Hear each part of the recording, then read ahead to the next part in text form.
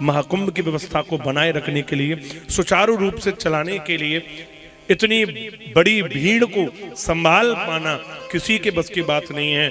और हम तो सही बताएं, अगर ये बाबा और वो दूसरे वाले बाबा ऊपर केंद्र वाले ना होते तो शायद ऐसा महाकुंभ कदापि नहीं लग सकता था, और लगने ही नहीं देते। और तो जो कहते काय को कुंभ कैसा कुंभ, नहीं कुंभ तो हर 12 साल बाद आवे। हाँ जी, लेकिन बताओ पहले कभी ऐसा हुआ हो कि 60 करोड़ से भी ऊपर लोग महाकुंभ में, संगम में आस्था की डुबकी लगा गए हों? ऐसा भव्य न भूतो, और अगर ये नहीं रहे तो महाराज ना भविष्यति भी है। उत्तर प्रदेश सरकार और भारत सरकार के उस साहस के लिए और उन कार्यों के लिए जो कार्य उन्होंने महाकुंभ में किए हैं, हमारी भारत सरकार और उत्तर प्रदेश सरकार दोनों ही सराहनीय कार्य उन्होंने किया। क्योंकि महाकुंभ की उस भव्य व्यवस्था को संभाल पाना, उस व्यवस्था को, जिम्मेदारी को देख पाना, जो एक एक कोने पर व्यवस्था थी। आप वहां 17 दिन रहे तो फिर दोबारा भी गए तो देखा होगा कि कितनी व्यवस्था थी वहां पर, कोई खो ना पा रहा।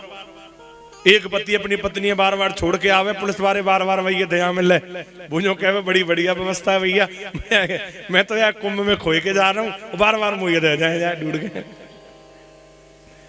कोई खो नहीं पा रहा था, ऐसी व्यवस्था थी। जो खो रहा था वो तुरंत मिल रहा था। ऐसी व्यवस्था, भव्य चप्पे चप्पे पर नजर महाकुंभ में व्यवस्थाएं। क्योंकि केवल यूपी पुलिस ही नहीं जी, आर्मी भी, बीएसएफ, सारी फोर्स वहां पर तैनात थी महाकुंभ की व्यवस्था को बनाए रखने के लिए, सुचारू रूप से चलाने के लिए। इतनी बड़ी भीड़ को संभाल पाना किसी के बस की बात नहीं है।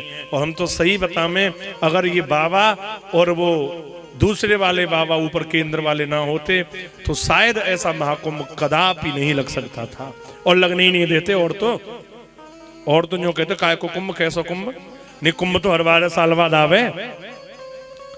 हाँ जी, लेकिन बताओ पहले कभी ऐसा हुआ हो कि 60 करोड़ से भी ऊपर लोग महाकुंभ में, संगम में आस्था की डुबकी लगा गए हों?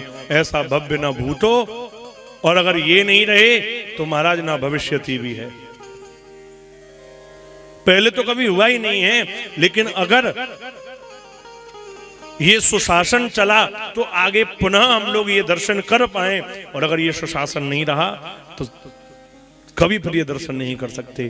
क्योंकि जो जो अवसर हम और आप लोगों को मिल रहे हैं, हम और आप लोग बड़भागी हैं जी। ना जाने कितनी पीढ़ियां निकल गई रामलला को महलों में बैठने के लिए, दर्शनों के लिए 500 वर्ष निकल गई, लोग इंतजार करते करते चले गए। पर हम और आप लोगों के जीवन में जब इन लोगों को राज्यसभा में बैठने का अधिकार मिला है, हम सब ने चुनकर जब इन्हें भेजा है, तो देख लीजिए आज रामलला भी महलों में है और कुंभ भी महाकुंभ है। और आप देखिए पहले भी जन्माष्टमियां होती थी, बाबा से पहले भी मथुरा में कृष्ण जन्माष्टमी का उत्सव होता था। लेकिन जब से योगी सरकार हमारे उत्तर प्रदेश में है, तब से जो मथुरा में जन्माष्टमी पर व्यवस्थाएं होती हैं, जो हर चौराहे को सजाया जाता है, बाबा से पहले किसी ने नहीं करी थी। पता नहीं लगता था मथुरा वालों को कि यही भय कन्हैया, लेकिन अब गली गली जगमगा जाती है कि नंद के आनंद भयो जय कन्हैया लाल की। तो ये तो है जी। तो इसके लिए हम भारत सरकार और उत्तर प्रदेश सरकार दोनों का साधुवाद करते हैं, और महादेव के चरणों में हम यही प्रार्थना करते हैं कि ये सनातन धर्म की ध्वजा ऐसे ही लहराते रहें, और ऐसे ही भारत सरकार और उत्तर प्रदेश सरकार पर ये दोनों बैठे रहें, ताकि हम सनातनियों का जो गौरव है वो बना रहे, विश्व पटल पर हम सनातनियों का गौरव बना रहे। बोलिए भारत माता की जय।